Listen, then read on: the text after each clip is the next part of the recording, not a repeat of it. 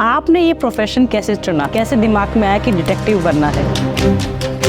आज मैंने 75 में से काम शुरू किया था, आज मैं पूरे वर्ल्ड में काम करता हूँ। जो हम मूवीज में देखते हैं डिटेक्टिव रियल लाइफ में वैसे ही होते हैं? बिल्कुल नहीं है।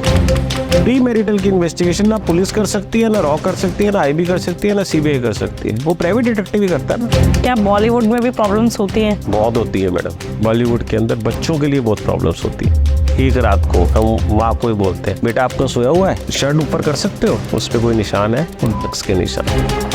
वो कहते हैं ना, मोदी का जो ड्राइवर है वो भी अपने आप को ड्राइवरों का मोदी समझता है।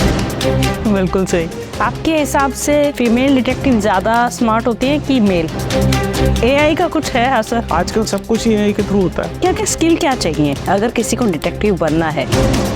हमारा कॉन्ट्रैक्ट हो गया 3 महीने का, रिजल्ट मिल गया उसे 1 महीने में, अब हम उनके केस में तो भगवान हो गए। कोई ऐसा केस है जिसमें आपको बहुत मजा आया हो अनफोल्ड करने में? एक सज्जन आते हैं मेरे पास, सफेद कपड़े पहने होते हैं, तो मुझे कहते हैं जो बैगर्स होते हैं ना, ये हमारे अंडर काम करते हैं। कहीं जो यहाँ से शिफ्ट खत्म होती है वो नई सड़क पे चली जाती है। मेरा दिमाग खराब है, बैगर्स की इन्वेस्टिगेशन अब मैं करूँ। मैं जाता हूँ आराम से, मेरे लिए कॉफी आती है, आप बिलीव करोगे बड़े वाला एनवेलप नोटों से भरा हुआ, ये आपके लिए। जो आज हमें 38 साल हो गए, हम यही बोलते हैं कि गाड़ी जब तक हम जिंदा रहेंगे चलेगी। जय माता दी।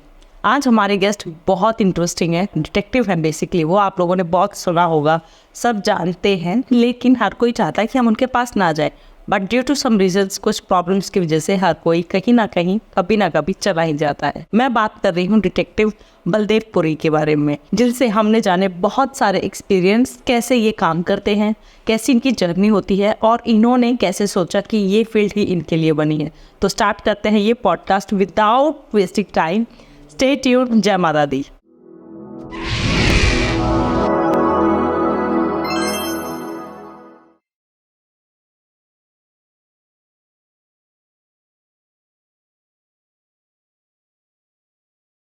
Welcome to our podcast. Thank you ma'am, thank you. पहली बार हमारे पॉडकास्ट पे बहुत ही एक अलग फील्ड, शायद मैंने भी कभी नहीं सोचा था कि मैं एक डिटेक्टिव से मिलूंगी। बिकॉज हमारे दिमाग में जब भी हम डिटेक्टिव सोचते हैं तो रॉ या वैसे आते हैं, लेकिन हाँ हमें पता है कि ऐसे होते हैं, लेकिन पर्सनली शायद मुश्किल से कोई मिलता है टिल द टाइम आपको कोई ज़्यादा प्रॉब्लम ना आ जाए। आपने ये प्रोफेशन कैसे चुना, कैसे दिमाग में आया कि डिटेक्टिव बनना है? यस मैडम, मेरा नाम बलदेव पुरी है जी। राइट। मैं एक कंपनी संभालता हूँ जिसका नाम AMX डिटेक्टिव्स है, जो मैंने 1986 में स्टार्ट की थी। जब मैंने ग्रेजुएशन की थी, अपने फादर से थोड़ी डिस्कशंस हुई, उनसे नॉलेज ली और अकॉर्डिंगली मैं आया। उसके बाद मैंने चार्टर्ड अकाउंटेंट को ज्वाइन किया उनके फादर के कहने पर, क्योंकि मैं अकाउंटिंग बैकग्राउंड का बंदा हूँ राइट। मैंने कुछ साल अब चार्टर्ड अकाउंटेंट्स को ज्वाइन किया राइट। मैं अपना काम भी साथ में करता रहा, सब कुछ होता रहा। आपने एक क्वेश्चन रेस किया कि आपका रुझान इस तरफ कैसे आया, आप इस तरफ कैसे चले गए? बिकॉज डॉक्टर या इंजीनियर सब अलग होता है, बट ये तो पेरेंट्स भी कहेंगे क्या बनना है, वो भी पता नहीं एक्सेप्ट करें कि नहीं। पेरेंट्स को इसलिए एक्सेप्ट करना था क्योंकि जो हमारे फादर थे, जो फादर साहब थे, वो एक कंपनी में काम करते थे, गवर्नमेंट की ऑर्गेनाइजेशन में। तो वहां पर भी वो इन्वेस्टिगेशन चैप्टर में उसी में थे। ओके। जो हमें नहीं पता था, हमें बाद में पता चला था राइट। एक तो वो चीज थी, जिस हिसाब से वो बात करते थे, जिस हिसाब से वो डिस्कस करते थे, जिस हिसाब से वो समझाते थे, तो एक काबिल आदमी भी इस चीज को कर सकता है right. So this is very important thing. जब उनसे गाइडेंस लेते थे, जब उनसे समझते थे, साथ में इन्वेस्टिगेटर अगर थोड़ा सा चंचल नहीं होगा तो चलेगा नहीं। अगर वो शांत स्वभाव का होगा तो नहीं चल पाएगा।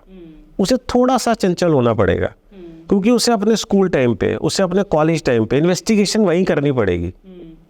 अगर वो किसी लड़की को देख रहा है, उसकी इन्वेस्टिगेशन करे कि ये कहाँ से आ रही है, ये क्या कर रही है, तो ये सारे काम हम अपने स्कूल लेवल और कॉलेज के टाइम पे किया करते थे जी। तो ये एक मेरा वो एक सिस्टम बन गया कि यार ये मुझे इन्वेस्टिगेशन फील्ड ज्वाइन करना ही करना है और मैं अपनी कंपनी खोलूंगा। जब मैंने फादर साहब से बात किया, वो कहता है भाई तू क्या करेगा, कैसे चलेगा, ये तेरा काम नहीं चल सकता, ठीक है कि नहीं। तो मैडम मेरे पास एक 75 रुपये थे, 75 रुपीज़, जिससे मैंने ये काम स्टार्ट किया था राइट। बट ऑनेस्टली आज की डेट में मैं पूरे वर्ल्ड में काम कर रहा हूँ। डिटेक्टिव एसोसिएशन, जो association of professional detectives and investigator है, ऑल ओवर इंडिया की एसोसिएशन है, उसका मैं किसी स्टेट का नहीं पूरे नेशनल का डिप्टी जनरल सेक्रेटरी हूँ। बहुत सारे अवार्ड्स ले चुका हूँ प्रेसिडेंट पास के, गवर्नमेंट हाई ऑफिशियल्स से।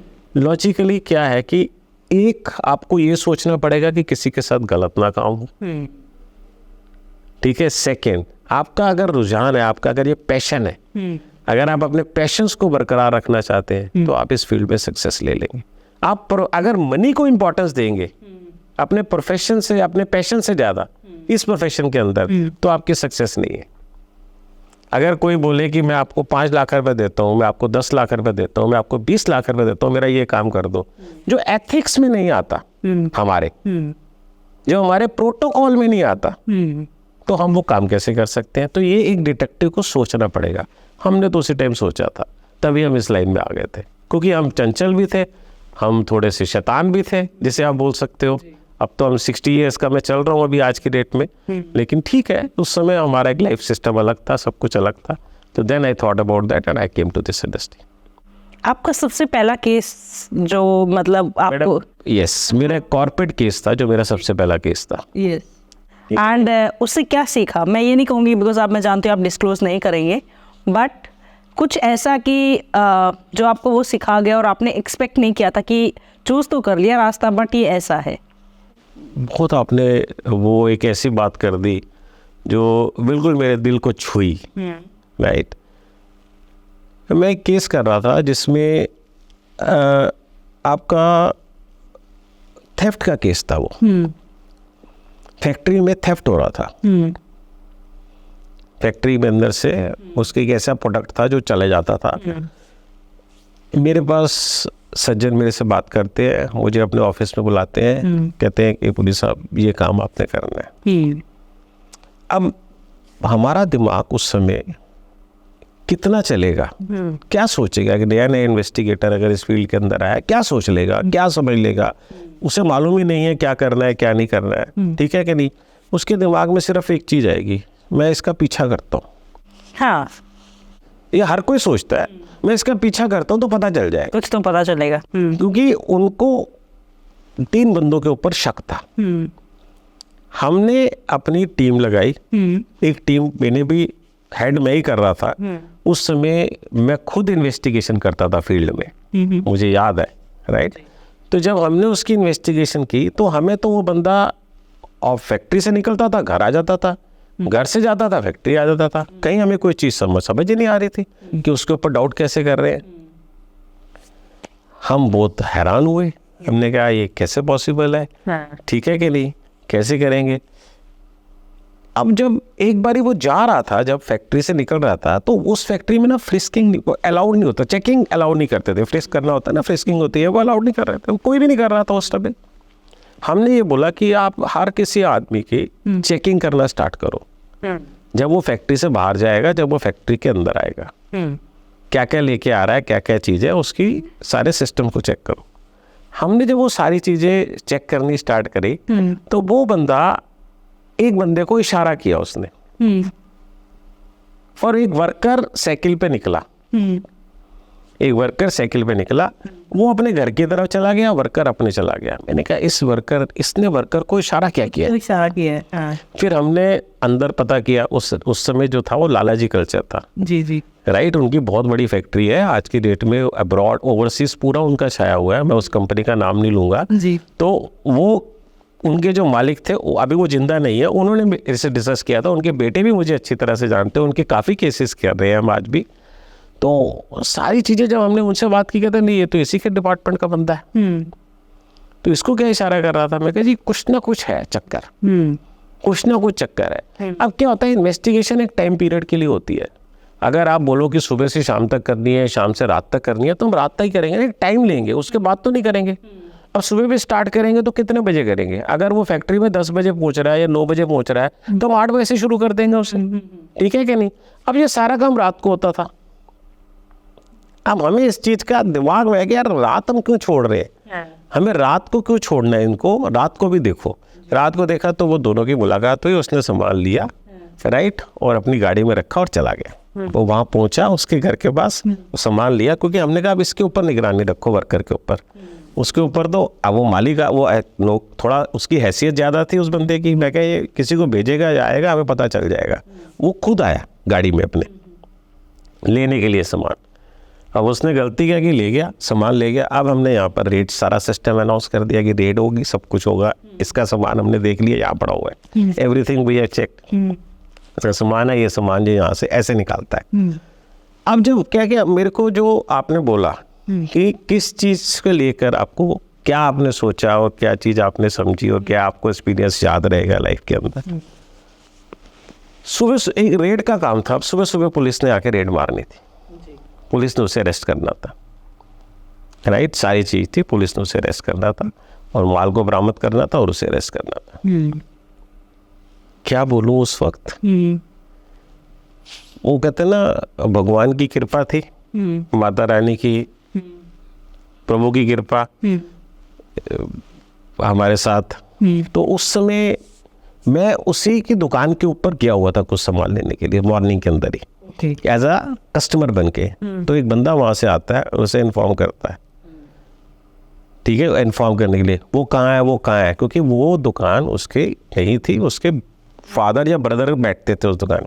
कहाँ है, उसका नाम लेके बोलता है। जब उसका नाम लेके बोलता है तो मुझे समझ में आ जाती है ये तो कुछ इन्फॉर्मेशन देने के लिए आया है।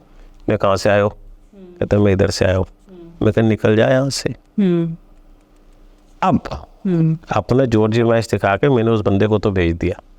बाद में पता चला वो डिपार्टमेंट का बंदा ही था जो उधर इंफॉर्मेशन आ रही थी। Now this is very tedious at that time. आपकी दुश्मनी कहाँ कहाँ हो जाती है इस इन्वेस्टिगेशन में। आपके डिपार्टमेंट में दुश्मनी हो जाती है, अपने सेक्टर में दुश्मनी हो जाती है, जिसके ऊपर काम करते हो वहाँ दुश्मनी हो जाती है। आप कितने दुश्मन अपने पैदा कर देते हो एक केस को खोलने के लिए। तो हमने उस समय सबक लिया कि भाई ये काम डायरेक्टली मुंह पे नहीं करना। अब नेक्स्ट टाइम से अगर कोई ऐसी आदत होती है तो आपने कैसे इसके ऊपर एक्शन लेना है। आपने किसी को डायरेक्टली, क्योंकि उसको अरेस्ट भी हो गया, उसका सामान भी निकल गया, उसका सारा कुछ हो गया, एवरीथिंग हैज़ डन। और वो बंदा भी हमने बता दिया कि ये बंदा इन्वॉल्व था जो इन्फॉर्मेशन देने के लिए आ रहा था, राइट। उसकी खिंचाई भी हो गई, सब कुछ हो गया। कुछ 1000 रुपीज़ के लिए, कुछ थाउजेंड्स के लिए वो बंदा इन्फॉर्मेशन दे रहा था कि तू निकल जा भाई, तेरे पे रेड पड़ने वाली है। कुछ कहीं ना कहीं से तो डिस्क्लोज हुआ। तब हमने ये सिस्टम बना लिया कि पुलिस वाले हों या कोई भी हो, रेड की इन्फॉर्मेशन मॉर्निंग में ही जानी चाहिए, रात को नहीं जानी चाहिए, पहले नहीं देनी है, बिल्कुल नहीं देनी है।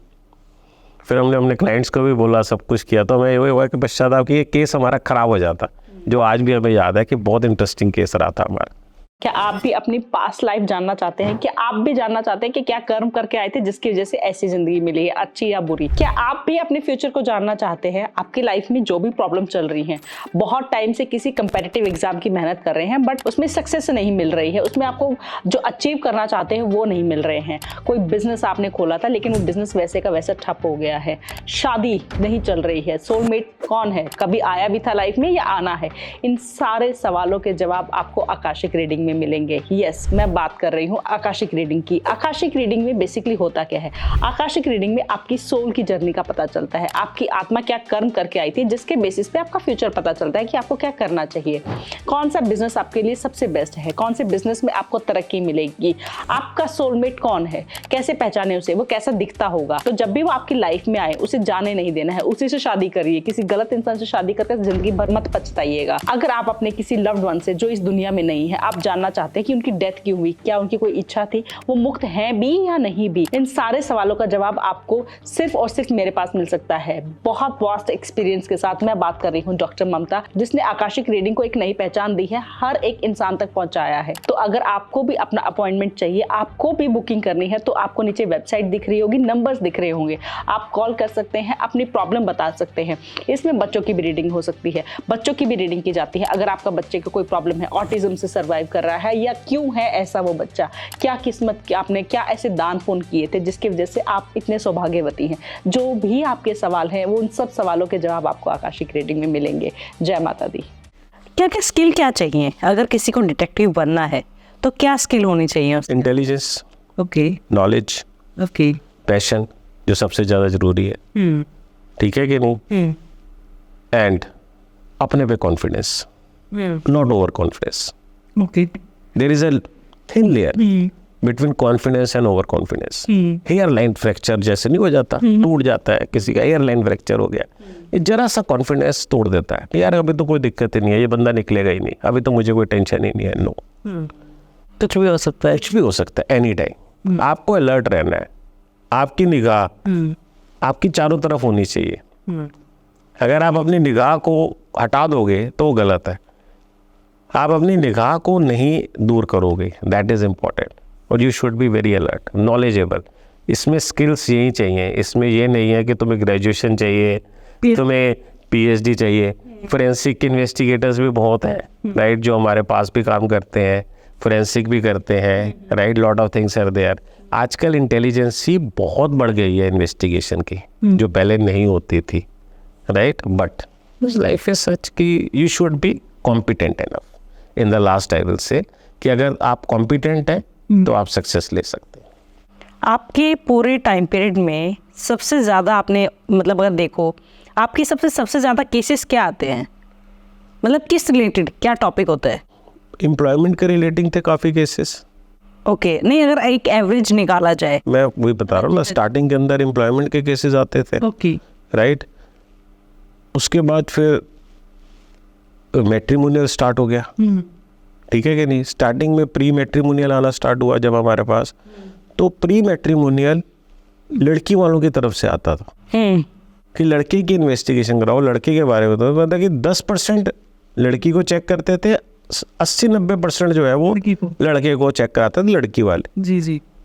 अब जमाना ही उल्टा आ गया अब लड़के वाले लड़कियों को कराते हैं, लड़की वालों को टेंशन ही नहीं लड़के की कराने की इन्वेस्टिगेशन। ओके, ठीक है कि नहीं, फर्क आ गया, सारा सिस्टम में फर्क आ गया, राइट। द इम्पॉर्टेंट थिंग कि आपने जो मेरे से क्वेश्चन पूछा, राइट, कि कैसे केस, कौन से केसेस, कितने, क्या चीज़, क्या एवरेज, क्या चीज़।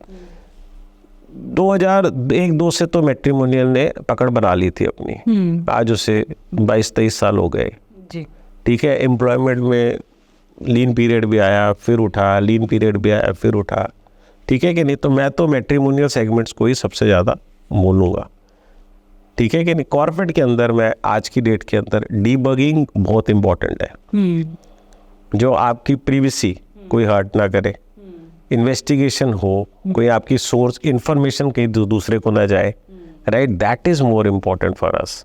कॉर्पोरेट के केसेस कम हो गए, लेकिन अभी भी बहुत है, बट मैट्रिमोनियल के केसेस हमारे रोज के बढ़ गए, डेली के बढ़ गए, दैट इज़ अ थिंग। क्या चेंज आया है? ट्रस्ट, क्योंकि अगर आपके पास ज़्यादा अगर मैं कहूँ ऐसे केसेस आ रहे हैं या शादी को लेकर कहीं ना कहीं इन सब के, तो क्या इसमें प्रॉब्लम क्या है? आपको क्या लगता है? अगर आप ऊपर से एक पिरामिड शेप में अगर देखेंगे तो टॉप पर आप क्या रखेंगे? ट्रस्ट किस वजह से है ये केसेस? देखो, केसेस किस लिए होते हैं, आप जब अगर एक प्री मैरिटल की बात करूं, फिर मैं पोस्ट मैट्रिमोनियल की बात करता हूं, मैं दोनों सेगमेंट्स की बात करता हूं। अगर आप एक लड़की को पसंद करते हो या लड़की एक लड़के को पसंद करती है, ठीक है कि नहीं, और उससे थोड़े पीरियड के बाद लगता है कि ये मुझे स्पेस नहीं दे रहा, ये मेरे पे ट्रस्ट नहीं कर रहा, राइट, मुझे स्पेस नहीं दे रहा, मेरे पे ट्रस्ट नहीं कर रहा, राइट, कहाँ प्रॉब्लम है, इस प्रॉब्लम को मैं चेक कराऊं, राइट। तो वो केसेस हमारे पास प्री मैट्रिमोनियल के आ जाते हैं। अब प्री मैट्रिमोनियल की काउंसलिंग्स भी आनी स्टार्ट हो गई हैं, जिसमें लोग कहते हैं कि हमारे बच्चे शादी करना नहीं चाहते। अब वो चाहते ही नहीं शादी करें, और किसी की उम्र 30 साल हो गई, किसी की उम्र 32 हो गई, किसी की 36 हो गई, किसी की 40 हो गई, ठीक है कि नहीं। सब सलमान खान के पीछे भाग रहे हैं, भाई इसने तो आज तक शादी नहीं की, एंजॉय कर रहे हैं अपनी लाइफ, तो हम भी करें, राइट। सो वो मेल हो या फीमेल हो, शादी करने में इंटरेस्टेड नहीं है। अब पेरेंट्स को होता है कि यार मेरा एक बच्चा है, मेरे 2 बच्चे हैं, शादी हो जाए तो ज़्यादा बेटर है, राइट। तो उस केस के अंदर उस समय इन्वेस्टिगेशन करने से पहले काउंसलिंग करना कि प्रॉब्लम कहाँ आ रही है। कई केसेस में हमने देखा कि प्रॉब्लम आती है जहाँ पर फैमिली में आपस में प्रॉब्लम हो, माँ बाप के रिश्ते ही अच्छे नहीं है, तो डर जाते हैं, तो बच्चे कहते हैं हमने शादी करके क्या करना है, राइट। बट आज की डेट के अंदर प्री मैट्रिमोनियल हो या पोस्ट मैट्रिमोनियल हो, ये केसेस आते हैं काफ़ी।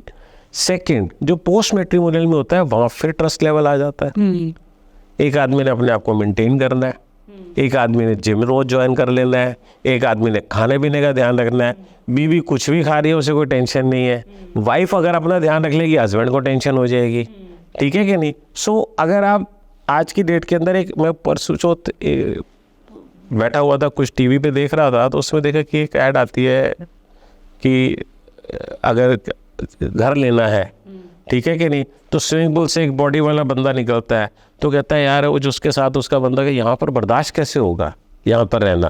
तो माइंडसेट क्या है तुम्हारा, तुम क्या एक्सपेक्ट करते हो, तुम एक्सपेक्ट क्या कर रहे हो, तुम शो क्या करना चाहते हो, तुम क्या देना चाहते हो, that is important. Life is such कि वो प्री मैरिटल हो या पोस्ट मैरिटल हो, कॉन्फिडेंस, ट्रस्ट और स्पेस जहाँ पर नहीं दी जाएगी, जहाँ पर एक्नॉलेज नहीं किया जाएगा दूसरे के काम को, वहाँ पर दिक्कत आ जाएगी।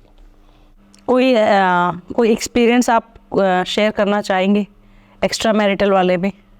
एक्स्ट्रा मैरिटल वाले के अंदर एक्सपीरियंस में आप क्या चीज़ आप सुनना चाहते हैं, मुझे बताएं थोड़ा सा।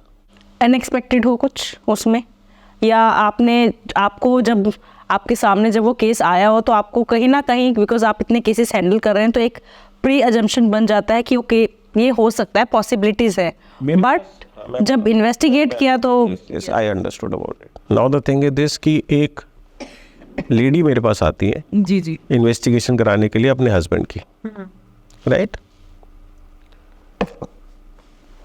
वो मेरे से सारा डिस्कस करती हैं, मैं उनसे बात करता हूँ, ठीक है कि नहीं। वो मेरी बात सुन नहीं रही है, ओके। मैं कुछ बात बोलता हूँ वो इमीडिएटली मुझे काट देती है। इसका मतलब उनमें अपना पेशेंस लेवल है ही नहीं, क्योंकि आप प्रॉब्लम्स को देखो ना, ताली एक हाथ से तो बजती नहीं, बिल्कुल। ताली के लिए दूसरा सपोर्ट तो चाहिए ना, वो हाथ हो, वो लकड़ी हो, वो टेबल हो, कुछ भी हो, बजाने के लिए आवाज़ चाहिए, तो दूसरा सपोर्ट चाहिए आपको। तो मैं एनालाइज करता हूँ कि यार ये इसको तो पेशेंस लेवल ही नहीं है, ये तो सुन ही नहीं रही मेरी बात, और ये हस्बैंड को गलत गलत गलत गलत गलत कह रही है, राइट। ओके, कोई बात नहीं है। फिर हम उससे सारा बैकग्राउंड में जाते हैं कि कहाँ से आपको प्रॉब्लम आनी स्टार्ट हुई, कब से आपको प्रॉब्लम आनी स्टार्ट हुई, कैसे प्रॉब्लम आपको एनालाइज की, आपने कोई इन्वेस्टिगेशन कराई कि नहीं कराई पहले, राइट। आपने क्या ऐसे सबूत अपने हाथ पे रख लिए जो आप अब इस केस को चाहते हैं इन्वेस्टिगेट कराना।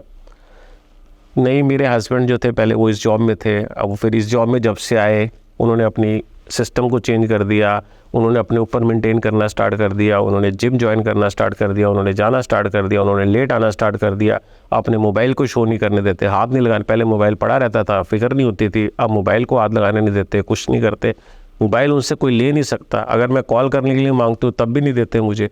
तो there is so many things, तो ट्रस्ट लेवल नहीं है। तो मैंने मैडम से पूछा, मैं कहा मैडम आप एक बात समझे कि आप पेशेंस क्यों लूज़ करती हैं इतनी जल्दी। मैंने ऐसे ही बोला उनको, मैंने कहा आप पेशेंस क्यों लूज़ कर जाती हैं, मैं आपसे बात कर रहा हूँ, आपको समझा रहा हूँ, आपको कुछ बता रहा हूँ, हम कैसे करेंगे, क्या चीज़ कर सकते हैं, पहले आपसे डिस्कस करूँगा तभी आपको सजेस्ट कर सकता हूँ। कहते नहीं ये मेरा नेचर है। तो मैं कहा फिर आपका हस्बैंड का क्या नेचर है? अगर आपका ये नेचर है तो हस्बैंड का भी कुछ नेचर तो होगा ना इस चीज़ को लेने का। कहते वो मुझे अवॉइड कर देते। अब प्रॉब्लम कहाँ से स्टार्ट हुई? प्रॉब्लम तो ये हो गई कि तुम्हारी कंपैटिबिलिटी नहीं है आपस में। अब किसी भी आदमी को एक से ऊपर ज्यादा सवाल अगर आप पूछ लो, वो शख्स औरत हो या आदमी हो, किसी को बर्दाश्त ही नहीं है कि क्यों पूछा जा रहा है मेरे से, किस लिए पूछा जा रहा है। ये तो कल भी पूछ रहे थे, आज भी मुझसे ये चीज पूछ रहे हैं, क्यों पूछ रहा है भाई मेरे से तुम?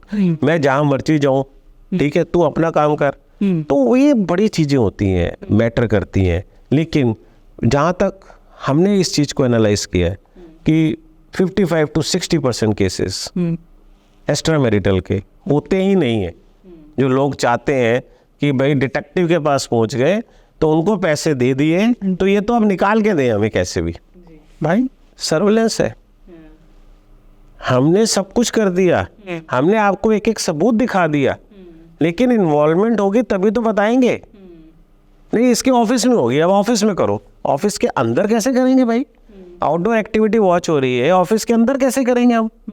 राइट, अगर ऑफिस के अंदर भी होगा तो ऑफिस के अंदर कुछ ऐसा तो हो नहीं लगेगा, कोई कमरा तो बना नहीं होगा जो बंदा जाके जो भी कर ले, उसे जाना तो पड़ेगा ही।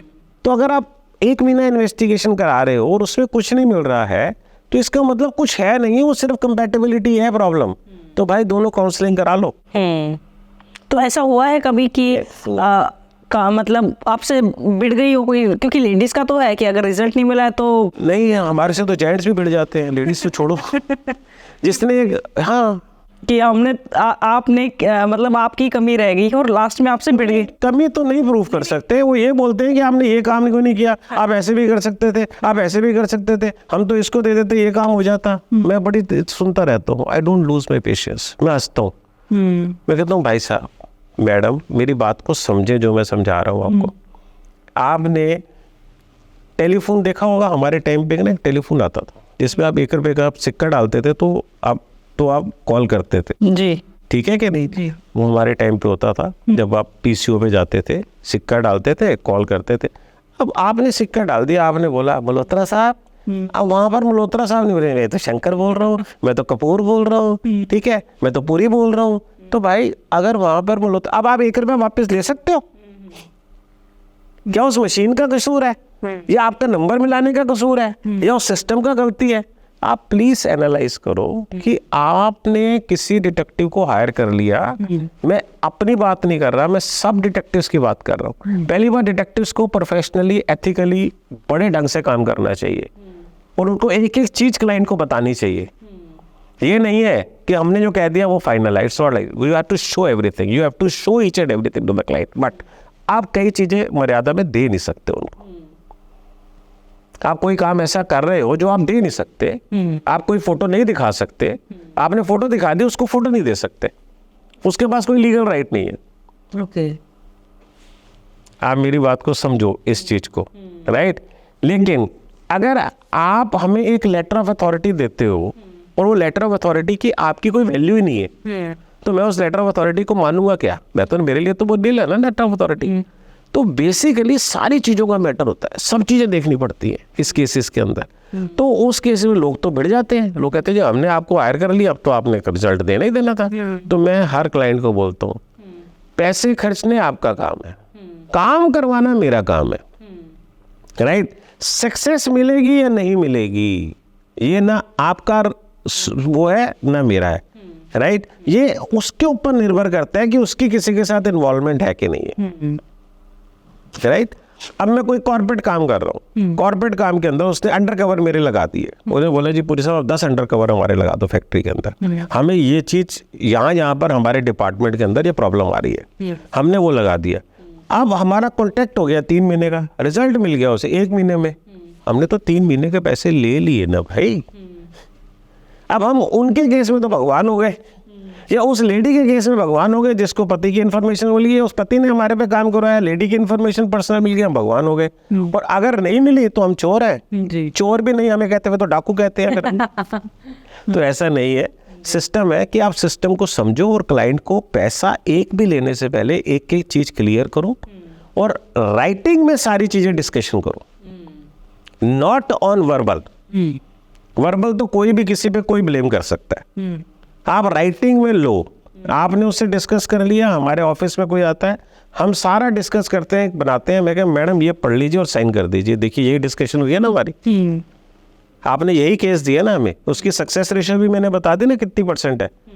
तो जब ये सारी चीजें आप बताते हो, अब आपको अगर डर लगता है कि मैंने अगर ये चीजें बोली तो मेरा क्लाइंट चला जाएगा, तो फिर आप पैसे के लिए काम कर रहे हो, आपका ये पैशन नहीं है। और मेरा ये पैशन है, मैं कहता हूँ नहीं साइन करना जाओ, मुझे पैसे नहीं चाहिए, अगर काम करूंगा तो यही काम होगा और इसी ढंग से काम होगा। That is called quality and I am so happy in that way. नींद अच्छी आएगी आपको जी, आप हंसोगे, आप हर किसी को, और आप अपने बहन भाई समझोगे अपने क्लाइंट्स को, वही आपको रोजी रोटी देते हैं। आज मैंने 75 रुपये से काम शुरू किया था, 75 रुपीज़, आज मैं पूरे वर्ल्ड में काम करता हूँ, राइट? तो ये पैसा मैं अपने घर से थोड़ी लाया था, ये तो मुझे मेरे क्लाइंट्स ने दिया है ना। आज अगर मेरे जो है, जो मैंने पहना, जो मेरे ऑफिस है, जो मैं करता हूँ, जो मेरे पास गाड़ी है, जो मेरे पास घर है, ये मेरे क्लाइंट्स ने तो दिया है, मैंने मेहनत की है। और क्लाइंट को आप इम्पोर्टेंस दो। अगर आपके पास नया क्लाइंट आ जाए, आप उसको अगर इंपॉर्टेंस दे दोगे, दूसरा क्लाइंट आपका काम का है जो फोन पे बात कर रहा है या आपके सामने बैठा है या नहीं बैठा, अगर आप उसको नहीं ध्यान दोगे, that is also wrong. You feel sorry to the client कि मैं अभी बिजी हूँ, मैं किससे बात कर रहा हूँ, मैं आपको कॉल बैक कर लूँ अगर आप बोलो तो, नहीं तो आप मुझे इतनी देर के बाद आप खुद कॉल कर दीजिए। आप उनसे पूछिए, उनसे डिस्कस करें, फिर उनको पूरा टाइम दें और कोशिश करें हर किसी को ऑफिस में बुलाएं। और मैं क्लाइंट्स को भी बोलता हूँ कि किसी कॉफ़ी शॉप में बैठ के, किसी होटल में बैठ के ये प्लीज़ डिस्कशंस फाइनल करके पैसे मत दे के आओ। उसके ऑफिस में जाओ, देखो उसका ऑफिस कैसा है, देखो उसने ऑफिस कैसे बनाया हुआ है, देखो उसका सिस्टम क्या है, अंडरस्टैंड करो। और एक नहीं, कम से कम 5 डिटेक्टिव के पास जाओ, फिर एनालाइज करो कि इसमें से सबसे बेस्ट कौन है, फिर उसको काम दो। कोई भी अच्छा है, आपको अपना बजट भी देखना है, आपको इन्वेस्टिगेशन भी देखनी है, आपको सिस्टम को भी देखना है, आपको सीक्रेसी भी देखनी है, आपको कॉन्फिडेंशियलिटी भी मेंटेन करवानी है, सब चीज़ें आपको देखनी है। और काम कैसे करेगा इसकी भी रूपरेखा डिस्कस करो, तभी आपको सक्सेस मिलेगी। इसलिए लोग हमसे मिलते हैं तो पैसे देते हैं भाई, मिलने के भी। तो विटनेस जैसे बुलाते हो आप, मतलब मानिए आप कोई केस उसमें इन्वेस्टिगेट कर रहे हैं, जैसे आप बता रहे थे ऑफ कैमरा कि आप पहले तोड़ते हैं। अगर आपको किसी का मतलब, अगर आपको मतलब जैसे आपके जो सोर्स होगा वो अगर कोई फैमिली है, कोई ओपन सोर्स है, हाँ जी, तो पहले आप उसको निकालते हैं। तो उसका ट्रस्ट कैसे जीतते हैं? अगर मानिए फॉर एग्जांपल मैं आपके पास आई हूँ, मुझे किसी पे इन्वेस्टिगेशन करानी है, ठीक है, मेरी फैमिली में से कोई है, just an example, please audience seriously मत लेना। तो आप ऑब्वियसली आप चाहेंगे कि मेरी मूवमेंट पे आप नज़र रखेंगे, मेरे घर के सर्वेंट्स को आप देखेंगे कि कोई सर्वेंट, तो जो सर्वेंट है उस मानिए, तो उसका ट्रस्ट कैसे जीतते हैं आप? आपने तो एंड का क्वेश्चन एकदम कर दिया। नहीं, आपने स्टार्टिंग की जो बात की थी वो सीधा एंड पे आ गए। जी। मैं आपको स्टार्टिंग से भी बता देता हूँ इसमें थोड़ा सा जी। Right.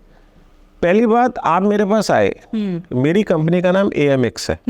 E stand for able guy, M stand for mentally strong, X stand for x-ray, mean scrutinise the case properly before taking the case. ये ऐसे ही नाम नहीं रखा गया राइट। इसमें दिमाग लगाया गया कि आदमी कैसे करेगा। अब जो क्लाइंट मेरे पास केस लेकर आया, अब मैं उस क्लाइंट की इन्वेस्टिगेशन तो करूंगा ही, बातें करूंगा उसके साथ, आधा पौना घंटा लगाऊंगा। मैं आपको 5-7 मिनट में फ्री नहीं करता, आधा पौना घंटा लगाता हूँ, सारा केस समझता हूँ, क्यों कराना चाहती है, क्यों कराना चाहता है, क्या उसका मोटिव है, क्या चीज़ है, उससे हासिल क्या होगा, उसके बाद का क्या वो एक्शन लेगा या लेगी। ओके, एक्शन का भी आप यस, सारा डिस्कस करते हैं। मज़ेदार बात, अगर एक लेडी मेरे पास आती है और मुझे बोलती है कि मुझे अपने हस्बैंड की इन्वेस्टिगेशन करानी है, राइट, तो ऐसे हस्बैंड की बात तो अलग हो गई। आपने अभी एक क्वेश्चन दिया कि एक मेरे को अपने किसी एक्स आदमी के ऊपर इन्वेस्टिगेशन करानी है, आप उसके सर्वेंट को तोड़ोगे तो कैसे आप विश्वास जीतोगे? सबसे पहले तो मेरे को क्लाइंट का विश्वास देखना है कि क्लाइंट जो काम करा रहा है वो सही भी है कि नहीं। सबसे पहले क्लाइंट सही है या क्लाइंट ही गलत है जिसका आप काम कर रहे हो। अगर क्लाइंट गलत है तो क्यों पैसे के लिए काम करना, नहीं करना, ना कर दो, ना कहना सीखो। जब तक आप किसी को ना नहीं बोलोगे आप सक्सेस नहीं ले सकते। आपको पैसे ल्यूर करेंगे, आपको एनवायरनमेंट लोगों का है, उसके पास ये वाली गाड़ी है, उसके पास ये वाला घर है, ठीक है कि नहीं, मैं भी ऐसे लूँ, मैं भी ऐसे लूँगी या मैं भी ऐसे लूँगा। It's not like this. You please make a system and follow the system. सबसे पहले आप क्लाइंट की इन्वेस्टिगेशन करो जो आपके साथ बैठा है 45-50 मिनट। फिर जब उस बंदे की इन्वेस्टिगेशन करिए, वो बोल रहा है, तो वो लोग उसके सोर्सेज क्या दोगे आप हमें, इनपुट्स क्या दोगे हमें चेक? तो वो क्लाइंट देगा। तो इनपुट तो क्लाइंट नहीं देनी है ना, उसका नाम देगा, उसका एड्रेस देगा, उसका ऑफिस का एड्रेस, घर का एड्रेस, कहाँ रहता है, कहाँ नहीं रहता। और जितने आप हाई क्लास में चले जाओगे उसमें लेयर्स ज़्यादा बढ़ जाती। अगर लेयर्स ज़्यादा बढ़ गई, अगर 6 लेयर्स 8 लेयर्स तक आप आदमी तक पहुंचोगे तो वो 6-8 लेयर्स आपको बेनिफिट देंगी। ओके। क्योंकि आप अगर इन्वेस्टिगेशन किसी आम आदमी की कर रहे हो तो उसके सर्वेंट हो, उससे क्या मिल जाएगा आपको? कुछ भी नहीं मिलेगा।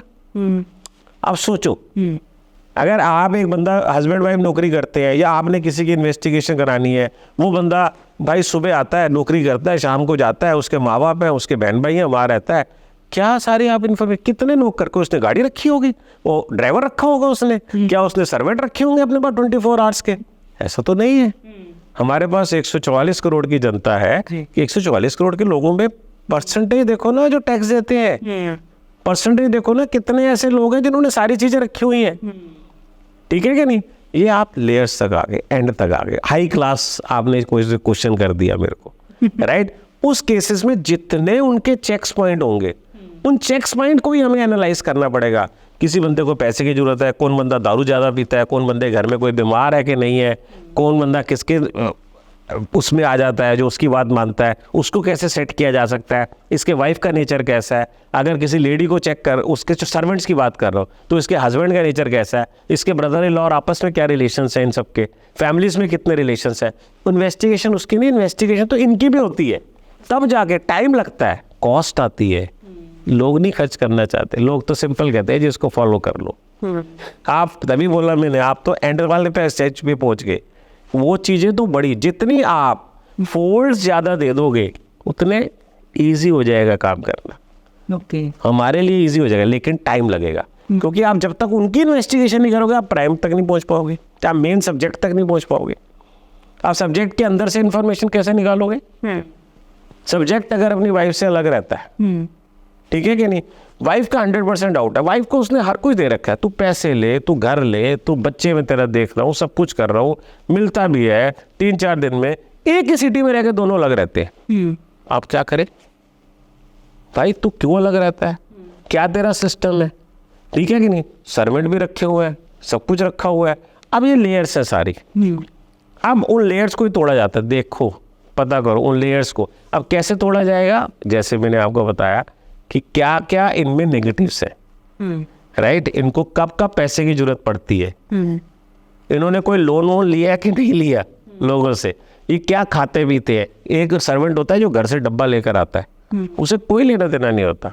वो आता है, लंच टाइम हो गया, 2 बज गए, डब्बा खोलेगा, अपना हाथ धोएगा, बैठ जाएगा, खाना खाएगा इस सूख के। एक होता है नहीं, थोड़ा पान खाऊं, सिगरेट पियाऊं, घूम के आऊं, इधर जाऊं उधर जाऊं।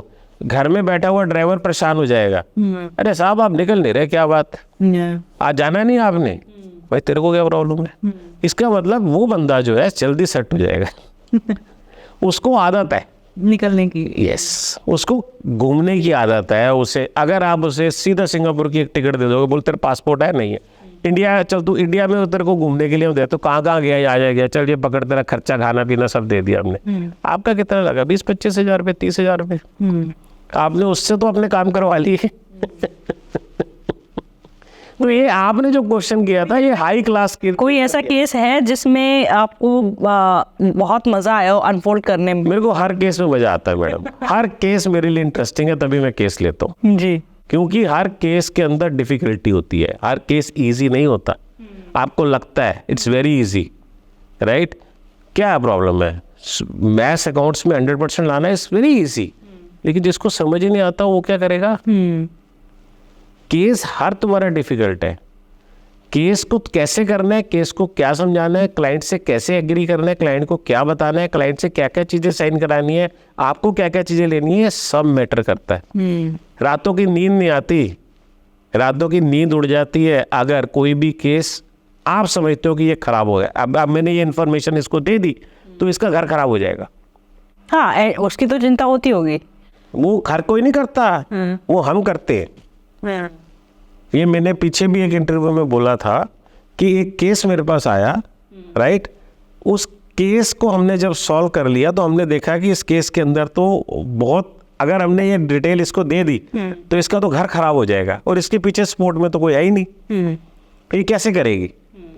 हमने उसके पति को बुलाया, उसके पति को किसी चीज़ में, तो सारी चीज़ें उसके साथ बैठे, उसके साथ सब कुछ आएगा, भाई तो सुधर जा, तेरे ये चीज़ें हैं हमारे पास सारी की सारी, अब तू बता तूने क्या करना है, ठीक है कि नहीं? अब उसको वहाँ पर डर लगा। जब उसे डर लगा, ठीक है कि नहीं, तो वो धीरे धीरे सुधरता गया। जब वो सुधर, उसकी वाइफ आई कि प्रूफ निकला नहीं निकला? मैं नहीं निकला बहन जी, कुछ नहीं निकला, कुछ नहीं निकला। लेकिन उसको इंस्ट्रक्शन दे दिया, आप 15 दिन के बाद हमसे आके मिल लेना, आपके साथ वो कॉफ़ी पियेंगे। मुझे ब्लैक कॉफ़ी का शौक है, कॉफ़ी पीता हूँ मैं लोगों के साथ, मैं कहीं भी जाता हूँ कॉफ़ी मैं पीता हूँ। मैं उसको बोला, भाई कभी तू कॉफ़ी पिलाई हो मुझे? यार तू मेरे ऑफिस आ जाइए, तू कॉफ़ी पी लियो। कहती कोई नहीं। उसका 15 दिन, 1 महीना ऐसे करते करते हमने 1 साल तक पूरा उससे ऑब्जर्वेशंस ली कि उसका हस्बैंड, वो कहती है तो बिल्कुल ही चेंज हो गया।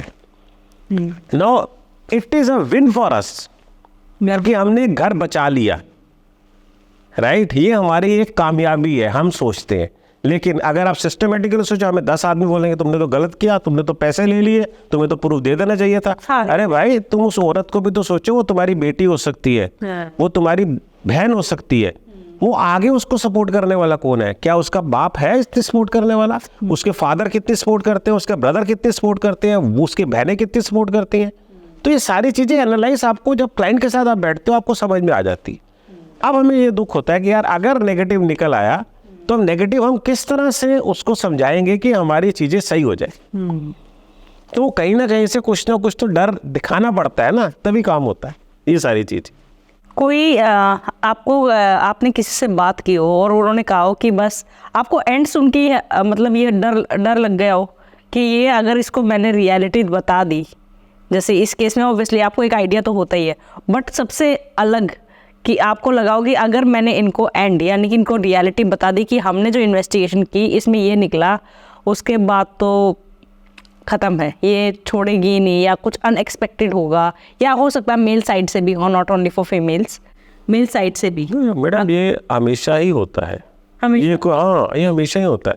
जब हम एनालाइज करते हैं ना, हम एनालाइज क्यों करते हैं, हम डिस्कशंस क्यों करते हैं क्लाइंट? देखो मेरे हिसाब से ना, एक तो एक होता है, एक मिनट, एक होता है केस लेना, एक होता है पैसे पकड़ना, दूसरा होता है कि सिस्टम को समझना, प्रॉब्लम कब से आई, तुम्हारे पास क्या बैकअप है, तुम इसको कैसे सॉल्व करोगे, राइट।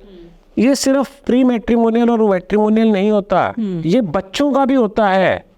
माँ बाप बच्चों के लिए भी परेशान होते हैं। ये सिर्फ प्री मैट्रिमोनियल और पोस्ट मैट्रिमोनियल एम्प्लॉयमेंट नहीं है। जिनके बच्चे बड़े, बच्चे सुनते ही नहीं है, अब माँ बाप परेशान है। कुछ ऐसा केस आप बताओगे जो बच्चों का मतलब पेरेंट्स के लिए थोड़ा शॉकिंग रहा हो? हम क्यों नहीं, वो ऐसा है कि मैं किसी केस का नाम तो बताऊंगा नहीं, नाम नहीं, बट वैसे नाम है कि कुछ, क्योंकि मैं तो एनडीए का, तो मैं तो बिल्कुल एथिक्स पे बिलीव करता हूँ। मैं तो कोई काम ऐसा नहीं करता है जिसके अंदर मैं किसी क्लाइंट की बात कर लूँ या कोई कर लूँ। और वो केसेस जो खराब हो गया हो, या वो केसेस जिसका आपने इंफॉर्मेशन सब्जेक्ट के थ्रू उनको इन पास इंफॉर्मेशन आ गई हो, वो केसेस तो कभी भी डिस्कस नहीं होता। माँ बाप को डर लगता है कि मेरा बच्चा स्कूल से आता है, घर आके सो जाता है, इसके बोर्ड की एग्जामिनेशन है, फिर भी पढ़ नहीं रहा है, नहीं पढ़ रहा है, ये नेचुरल सी बात है, थक गया, आ गया स्कूल से, सो गया आके, ठीक है कि नहीं, फिर उठा, फिर मस्ती की, फिर चला गया, फिर आया, फिर सो गया। पेरेंट्स मेरे पास आते हैं, पेरेंट्स कहते हैं कि इसका कुछ ना कुछ गड़बड़ है स्कूल के अंदर, आप पता करो। हम सारा स्कूल के अंदर पता करते हैं, हमें कुछ नहीं मिलता, हमें वो बिल्कुल ठीक मिलता है, पढ़ाई कर रहा है, सब कुछ है, एवरीथिंग गुड, टीचर उसके बारे में अच्छा समझ रहे हैं, अच्छा बोल रहे हैं, इंटेलिजेंट है बच्चा, कोई ऐसी बात थोड़ी है कि नहीं पढ़ रहा, घर आकर सो जाता है, उसमें क्या दिक्कत है।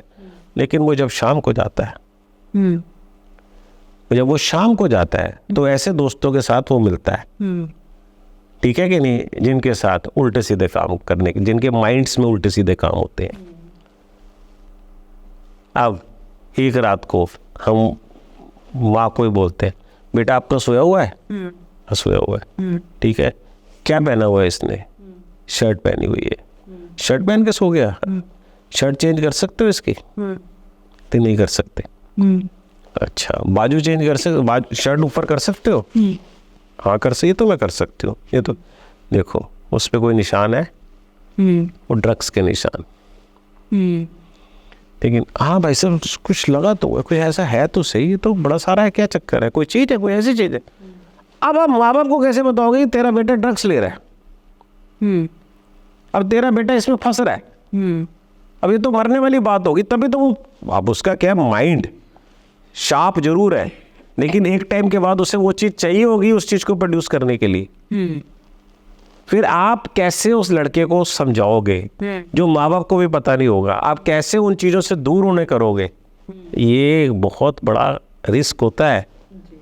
लड़का कहे कि तू है कौन, वो कहते हैं ना तू कौन मैं खाम खा, पंजाबी अंदर कहावत, वो कहते हैं प्रभु रामचंद्र दी वोटी चली गई if I speak in a Punjabi, right, मैं सबके लिए बोलूंगा, पर भगवान श्री रामचंद्र की बीबी चली गई, ठीक है, लक्ष्मण ने नहीं, लक्ष्मण हिरण के पीछे भाग गया, रावण उठा के ले गया, ठीक है, उन्होंने सहारा लिया बानरों का। अब बानरों में पता किया, रामचंद्र जी ने इन्वेस्टिगेशन थोड़ी सी करी वहाँ पर, तो उन्होंने देखा कि भाई ये सुग्रीव और बाली दो है जो स्ट्रांग है इन्वेस्टिगेशन कंपनी के मालिक, राइट, जरा देखा जाए, इनसे बात की जाए। तो बाली तो अपनी चोड़ में था, सुग्रीव जो है वो कहता है जी मैं तो कुछ कर नहीं सकता, तो छोटी वोटी पर पावर चली जाती है मेरे, तो ये चीज़ है। अब सारी सेना बल सुग्रीव के पास है, इंटेलिजेंसी बाली के पास है, राइट, फिर भी वो सुग्रीव को चूज करते हैं, और उसमें जो डिटेक्टिव को हायर करते हैं वो हनुमान होता है कि जा अशोक वाटिका में जा, सीता मैया से मिल के आ, सीता वो कहता नहीं मैं दूंगा कैसे, वो कैसे कहेंगे कि मैं आपका प्रतिनिधि हूँ, कहते ये रामचंद्र जी सोचने लग पड़ते हैं, लक्ष्मण जी से पूछते हैं, हाँ भाई तूने देखा है लक्ष्मण, तूने कहते मैंने चरण देखे हैं भाभी के, मैंने शक्ल तो देखी, कहते भाई चरण, उस चरण पादिका जो है वो देखे, ये पहचान में ले आई हो किसी तरह से, you see this is all called, वो कहते हैं ना वोटी किसी चुकी गई, लंका किसी जलाती, पुश्ते आग अपने लगा ली, डिटेक्टिव करेगा और कौन करेगा, या वानर करेगा, बीवी किसी की उठा के ले गए, लंका में किसी की आग लगा दी और पूछ में आग अपने लगा ली, तो एक डिटेक्टिव तो कर सकता, और कौन करेगा।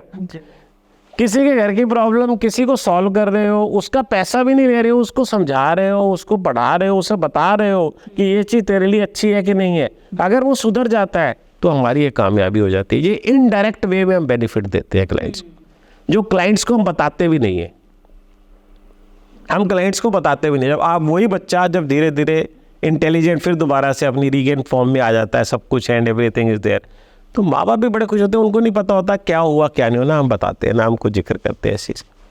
लॉजिकली क्या है कि मैं एक ऐसा शब्द है जो इंसान को लेके डूब जाता है जी, उसके अंदर मैं नहीं होनी चाहिए। हमारे फादर साहब ने बोला था ईगो एस पॉकेट ना पाई, अपनी पिछली पॉकेट इच पाई और उससे जाके बह जाई।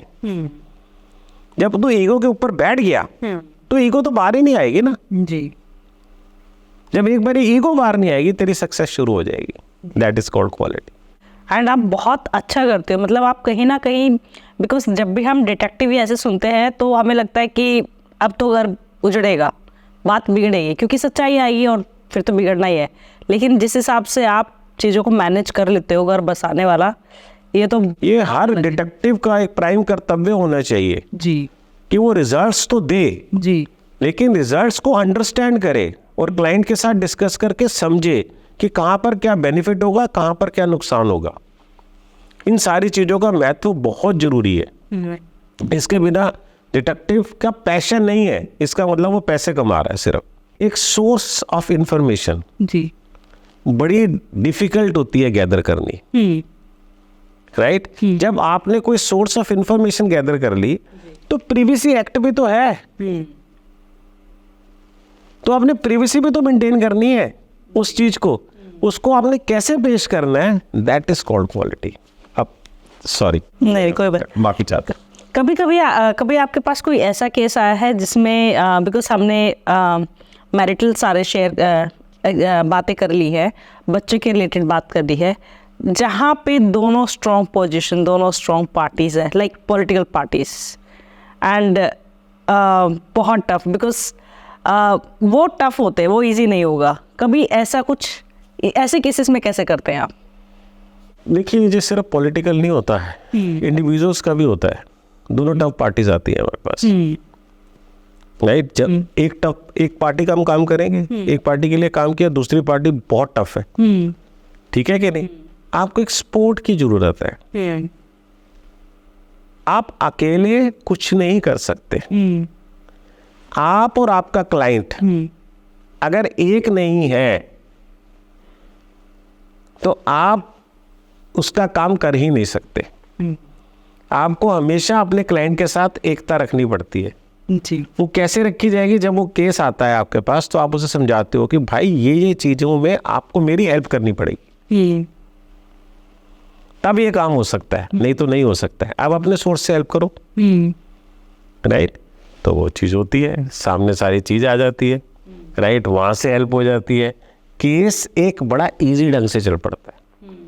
वो कहते हैं ना 1 और 1 11 होते हैं। आप हमेशा क्लाइंट को अपने साथ रखो, क्लाइंट को अपनी फैमिली का पार्ट मानो, क्लाइंट को ही आप सब कुछ समझो, क्योंकि आप जिसकी इन्वेस्टिगेशन कर रहे हो। एक मुझे याद आता है, एक बहुत पुराना केस बताता हूँ आपको मैं, बहुत पुराना, ठीक है कि नहीं। मेरी जो बड़ी बेटी थी वो अभी 10th पे भी नहीं थी, राइट, उस टाइम की मैं बात करता हूँ। मैं एक होटल में गया हुआ था, एक क्लाइंट, जैसे हमारे अर्थव्यवस्था में, हमारे पॉलिटिकल उसमें, हमारे उसमें जो मेजर जो कंपनीज है, ठीक है कि नहीं, वो कुछ ही है। जैसे आज की डेट के अंदर आप लोग अडानी बोलते हैं, अंबानी बोलते हैं, ऐसी कोई 8-10 कंपनीज होंगे मैक्सिमम, और कितने होंगे, 5-7 होंगी। यही हमारे देश के लिए सबसे ज़्यादा तो यही है ना, जो बंदे जो हमारे देश के लिए काम कर, इन्होंने इतनी सारी वो दे रखी हैं, सेवाएं दे रखी हैं, इतने लोगों को नौकरियों पे रखा हुआ है, सब कुछ किया, काम कर रहे हैं, एवरीथिंग। एक ऐसा उन्हीं में से एक बंदा मेरे ऑफिस में आता है, मेरे से बात करता है, मेरे से मिलता है, उसी की इन्वेस्टिगेशन करा दी है। मैं उसे सारी चीज़ें समझाता हूँ, मैं कहता हूँ ऐसे आपको यहाँ हेल्प करनी है, मैं ये करूँगा तो ये काम इस तरह से हो पाएगा, नहीं तो नहीं होगा। ठीक है पूरी सर, एग्री। उसका काम होता है, उसका काम 15 दिन का होता है, 15 दिन का काम उसका निपट जाता है और उसको सक्सेस मिल जाती है।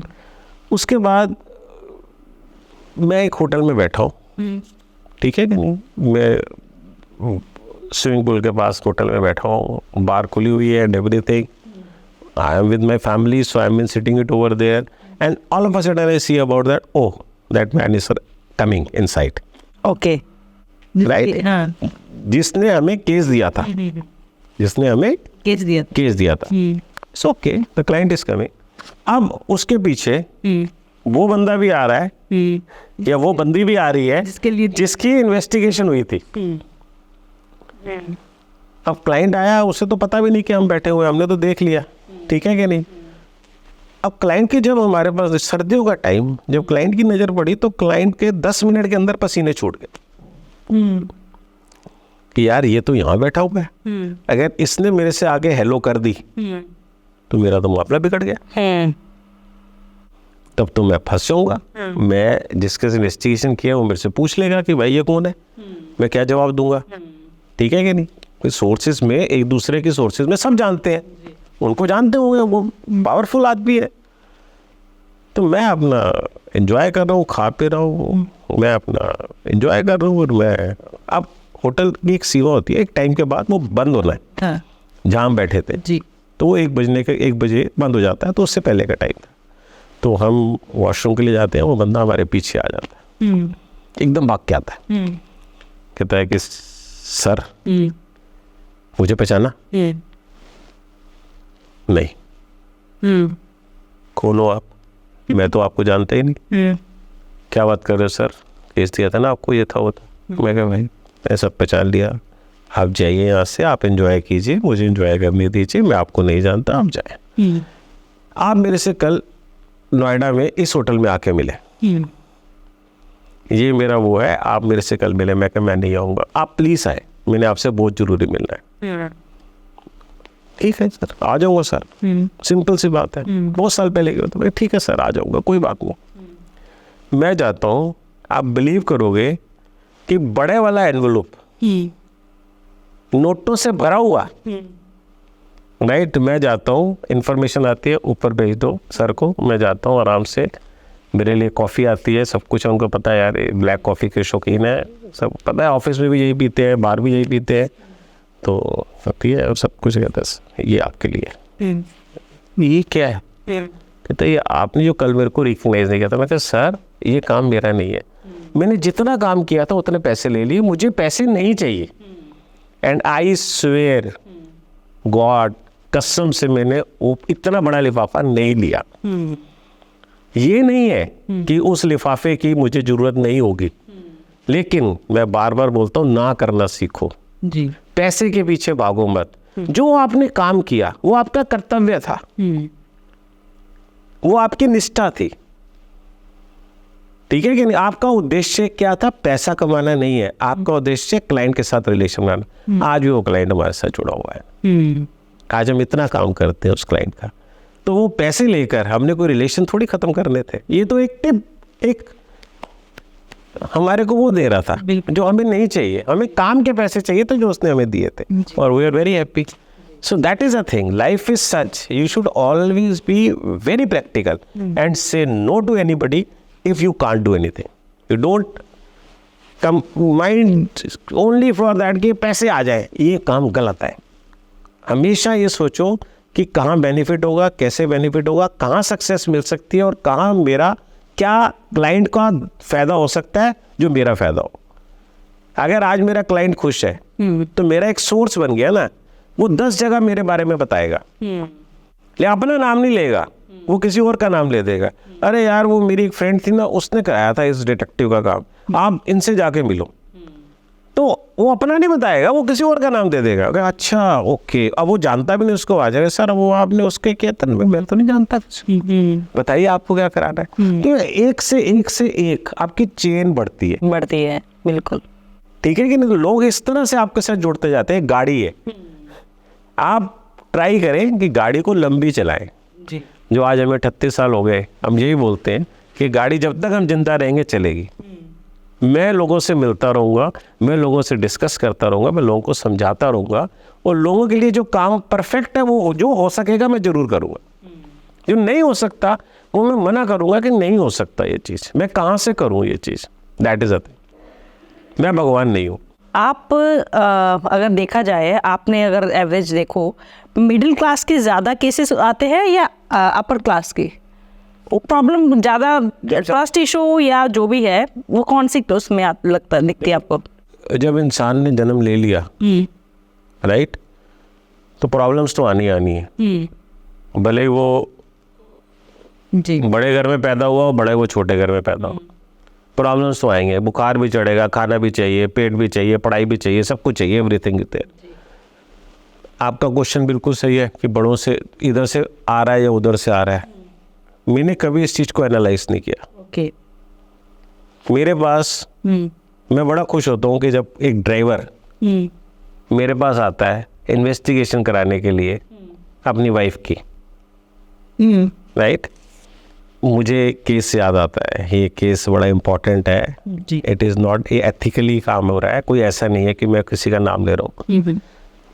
मैं ऑफिस एक टाइम पे मैं विकासपुरी भी बैठता था, विकासपुरी में भी मेरा ऑफिस था, राइट। तो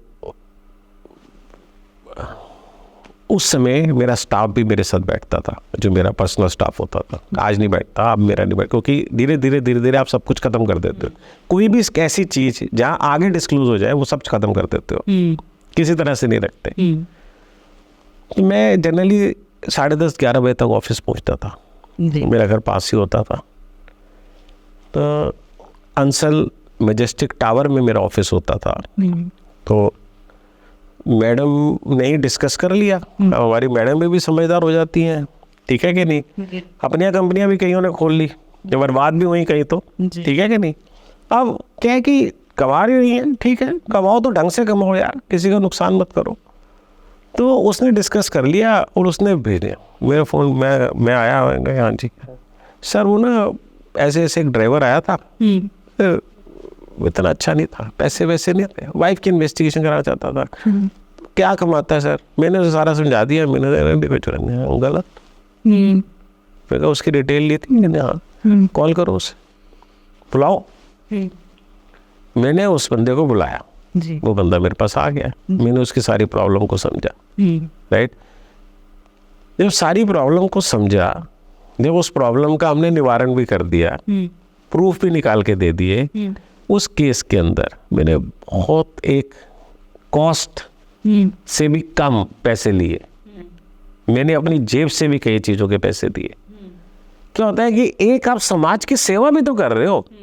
अगर आप कमा रहे हो, आप बड़े लोगों से कमा रहे हो, आप मिडिल क्लास लोगों से कमा रहे हो, तो यार आप छोटे लोगों को क्यों नहीं सेवाएं देते अपनी? आप ये क्यों कहते हो कि भाई ये तो पैसे खर्च ही नहीं सकते, इनकी तो कमाई कितनी होगी? आज की डेट में आप क्या सोचते हो? छोटे लोगों को भी एक काम करने वाली बाई आपके घर में अगर बर्तन सफाई करने के लिए आती है, उसने अगर 20 घर पकड़े हुए हैं और साथ में वो खाना भी बनाती है, तो मैं वही बता रहा हूँ ना, 5 घरों का खाना बनाती है तो 50,000 तो इसके यही हो गए, 10,000 मिनिमम। जी जी जी। ठीक है कि नहीं? अगर आप मिनिमम 2,500 रुपये भी लगा के चलो, 2,500 से 3,000 रुपये, 2,000 लगा लो, 2,500 लगा लो, 10 घर है इसके तो 25,000 रुपये तो इसके पास ये आ गया। जी। ठीक है कि नहीं? तो 75,000 से 1 लाख रुपया तो ये भी कमा रही है, और ये इंडिविजुअल कमा रही है। इसके घर में इसका पति भी कमा रहा है, इसके घर में इसके बच्चे भी कमा रहे हैं, राइट? तो इसकी कमाई कौन सी 4-5 लाख से कम है? आप इसे क्यों सोचते हो ड्राइवर है ये? क्यों सोचते हो कि ये काम करने वाली बाई है? लेकिन जहां पर आप सेवा दे सकते हो, ठीक है, आज की डेट में भी रात को 3 बजे भी हम कॉल करेंगे, वो ड्राइवर हमारे पास आने को तैयार है। हम ड्राइवर रखते नहीं है अपने साथ, राइट? कभी भी कोई आदमी हमारी चीज को समझे ना, लेकिन हमें इतना बताए ऑलवेज कैसे, सर मैं आपके लिए हाजिर हूँ, आप बताओ कब आपकी सेवा में आना है, या कभी भी आपको जरूरत हो आप मुझे। तो this is on call contact. Why can't you understand about contact makes a contact and further you get a more contacts, that is a one thing. Second, जहां आपने क्वेश्चन किया बड़े फैमिली से आते हैं या मिडिल क्लास से आते हैं, किसकी आपकी इन्वेस्टिगेशन, मेरे लिए तो जनरल इन्वेस्टिगेशन होती है। मेरे लिए सारे मेरे जो क्लाइंट्स हैं, मेरे सारे क्लाइंट्स हैं, कोई ऐसा नहीं है। बट अगर आप कहो तो अगर मैं कह रहा हूँ कि 3.5 से 5% लोग टैक्स देते हैं, तो आप इनको बड़े लोग बोलोगे, आप इनको छोटे लोग बोलोगे, क्या बोलोगे? टैक्स तो मैं भी पे करता हूँ, लेकिन मैं तो नहीं हूँ बड़ा आदमी, मैं भी हूँ। ठीक है, केसेस आते हैं मेरे जैसे लोगों के भी, मेरे से कम लोगों के भी आते हैं, मेरे से बड़े लोगों के भी आते हैं, लेकिन जनरली नॉर्मल लोगों के केसेस ज़्यादा आते हैं। क्या बॉलीवुड में भी प्रॉब्लम्स होती हैं? बहुत होती है मैडम, बहुत होती है जी, बहुत होती है प्रॉब्लम्स। बॉलीवुड में सिर्फ इंडिविजुअल एक्स्ट्रा मैरिटल नहीं होती है, बॉलीवुड के अंदर बच्चों के लिए बहुत प्रॉब्लम्स होती है। बच्चों के लिए कैसे? बहुत प्रॉब्लम्स होती है।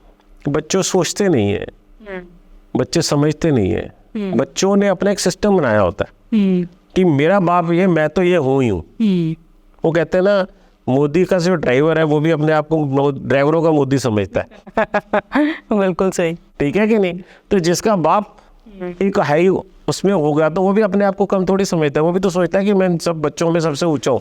तो this is all called the problems अगर आप शुरू से ही ग्रास रूट लेवल से ठीक करनी स्टार्ट कर देते हो, आप उनसे साथ मिलते हो, काउंसलिंग करते हो, आप उनको समझाते हो, वो आपको अंडरस्टैंड करते हैं, अपनी 10 चीज़ें बताते हो, जिसे आप बोलते हो कि आप साइकेट्रिस्ट तो नहीं हो, लेकिन आप काउंसलिंग तो करते हो, आप उनको समझाते हो, आप उनको सारी चीज़ें अगवा कराते हो, कैसे कैसे। आज की डेट के अंदर 70 से 80% बच्चे जो हाई फैमिलीज के बॉलीवुड वाले हैं, वो तो सारे मुकेश अंबानी के स्कूल में जा रहे हैं। आप समझो तो कैसे कैसे करना है, क्या क्या चीजें हैं, उन्होंने भी अपना एक सिस्टम बनाया होता है। सारी चीजों को एनालाइज करो। बहुत ऐसा नहीं है कि बॉलीवुड में नहीं होता, बॉलीवुड में बहुत कुछ होता है। एंड पॉलिटिक्स में? पॉलिटिक्स में बहुत कुछ होता है। हर ये इंसान 144 करोड़ की जनता सारी है, भिखारी भी है। मैं आपको एक केस बताता हूँ, मैं जो इम्पोर्टेंट केसेस होते हैं वो मैं जरूर जिक्र करता हूँ उनका। मैं ऑफिस में बैठता हूँ, एक सज्जन आते हैं मेरे पास, राइट, जिनकी हाइट 6 फुट की होती है, सफेद कपड़े पहने होते हैं, 1 2 3 4 5 एक साथ में मुंदरियाँ, 1 2 3 4 5 इस हाथ में मुंदरियाँ, गले में इतना मोटा संगल, ठीक है कि नहीं, हाथ में इतना मोटा कड़ा, सफेद कपड़े, सब कुछ, और हाइट 6 फुट के ऊपर, राइट। सज्जन आते हैं, मिलना है, अपॉइंटमेंट है? नहीं, अपॉइंटमेंट नहीं है। मैं बैठा हुआ था, मैं कहा चल आजा भाई मिल लेते हैं, कोई बात नहीं, तो अंदर आ जाता है। तो उनसे बात करता हूँ, तो मुझे कहते हैं कि आपने ना एक इन्वेस्टिगेशन करनी है। कि क्या इन्वेस्टिगेशन करनी है? हमारे जो सुपरवाइजर है वो हमें लगता है कि उन्होंने हमारे वर्कर्स को तोड़ा। भाषा उनकी देखो, हमारे जो सुपरवाइजर है, हमें लगता है कि हमारे वर्कर्स को तोड़ा हुआ है, वो वर्कर हमारे कहीं और काम कर रहे हैं। अब नेचुरली आदमी सोचता है कि कॉर्पोरेट केस है, कॉर्पोरेट केस है भाई, ये मालिक है जो आया हमारे पास, या मालिक का कोई मुनादा होगा, मालिक ने किसी को भेजा होगा हमारे पास। लेकिन जिस हिसाब से ये अपनी मुंदरियाँ दिखा रहा है, जिस हिसाब से कड़े दिखा रहा है और चेने दिखा रहा है, और मुझे तो लगता है तो भाई ये गाड़ी भी बड़ी में आया होगा और अच्छी गाड़ी होगी इसके पास, ठीक है कि नहीं, खुशबू भी आ रही है, सब कुछ है, एवरीथिंग। अच्छा सर बैठिए, बैठा था, बात होती है। मैंने कहा क्या काम करते हैं सर आप? सब जो बैगर्स होते हैं ना, ये मेरे अंडर काम करते हैं। ये बहुत साल पुरानी बात बता रहा हूँ, कोई मैं ये कल परसों चौथ और इस साल और कोविड के बाद की नहीं है, बहुत पुरानी बात बता रहा हूँ मैं। मैंने कहा बैगर्स काम करते हैं क्या, मतलब? कहते हैं हनुमान मंदिर तो सुना होगा ना टकलौटे से, हमने सुपरवाइजर अपॉइंट किए हुए हैं, वो सुपरवाइजर इन बैगर्स को कंट्रोल करते हैं। हमें लगता है रात को कई जो यहाँ से शिफ्ट खत्म होती है वो नई सड़क पे चली जाती है। बैगर्स ये वहाँ पर काम करते हैं, वहाँ से पैसे ले रहा है। मेरा दिमाग खराब हुआ, बैगर्स की इन्वेस्टिगेशन मैं करूँ। लेकिन जैसे मैंने बोला इन्वेस्टिगेशन तो इन्वेस्टिगेशन है, इन्वेस्टिगेशन तो इन्वेस्टिगेशन है। मैं भाई आप क्या सोच रहे हो? कह रहे नहीं मेरा लाखों रुपए का नुकसान हो रहा है। मैं कैसे? कहते क्योंकि ड्यूटी पर आते हैं थके हुए आते हैं, काम ही नहीं करते ढंग से। मेरा दिमाग खराब हो जाता है। मैं क्या किस सदी की बात कर रहा है यार, ये क्या चीज़ है, ये क्या हो रहा है? ठीक है, फर्स्ट केस ऐसा केस, तो इस तरह का केस तो सुना भी नहीं किया आपने। ठीक है, yes we have done it, और हमने उसको पकड़ा। और इतनी इन्फॉर्मेशन, उनका इतना चैनल स्ट्रॉन्ग। मेरा इन्वेस्टिगेटर नई सड़क पे इन्वेस्टिगेशन कर रहा है, उसके आसपास सारी इन्वेस्टिगेशन कर रहा है। एक बंदा आके उसे बोलता है कि भाई तू बड़ी देर से खड़ा है यहाँ पर, तू है कौन, ये बता, तू करना क्या चाहता है, तू यहाँ पर है किस लिए? बोलता तू कौन है? कहता मैं तो भैया इंचार्ज हूँ यहाँ का। कि किस चीज़ का इंचार्ज है, तू ये बता दे, मैं फिर अपनी तेरे को बताऊंगा तू है किस चीज़ का इंचार्ज। कहता है ये सारी एसोसिएशन जो है ना, बैगरों की एसोसिएशन का मैं इंचार्ज हूँ। मतलब कि कितना इनका नेटवर्क है, आप इसे ऐसे छोटा मत समझे। मैं बोलता हूँ आज की डेट के अंदर, अब तो ज़माना चेंज हो गया, काफ़ी चेंज हो गया। मैं बहुत साल पुरानी बात बता रहा हूँ, अब तो ज़माना चेंज हो गया। आज की डेट के अंदर आप रहम मत खाएं किसी पे। आप ये मत सोचिए गरीब आदमी है, हर आदमी गरीब है, हर आदमी अमीर है। आप उसके कपड़ों से, आप उससे एनालाइज बिल्कुल मत करें। क्यों बच्चे पैदा करते हो तुम? भीख मंगवाने के लिए? क्यों हम लोग पैसे देते हैं? The system is such. And क्यों ये लोग ऐसी हरकतें करते हैं? There is so much. ये कम्युनिटी हर जगह कुछ ना कुछ बैठाई हुई है, और इसको लोग चला रहे हैं। वो शख्स नेचुरली किसी बड़ी गाड़ी में ही आए होंगे, जब इतने खूबसूरत भैया, इतना गोरा चिट्टा आदमी और इतने स्ट्रॉन्ग, कम से कम लाखों रुपए की चीजें उस समय उसने पहनी हुई थी, राइट? तो आप समझ सकते हो कि कितना पैसा कमाता होगा वो बंदा। उसने आगे सुपरवाइजर अपॉइंट किया हुआ है, सुपरवाइजर बैगर्स है, बैगर्स उनको पैसे देते हैं, वो आगे सबमिट करता है। एक चेन चल रही थी।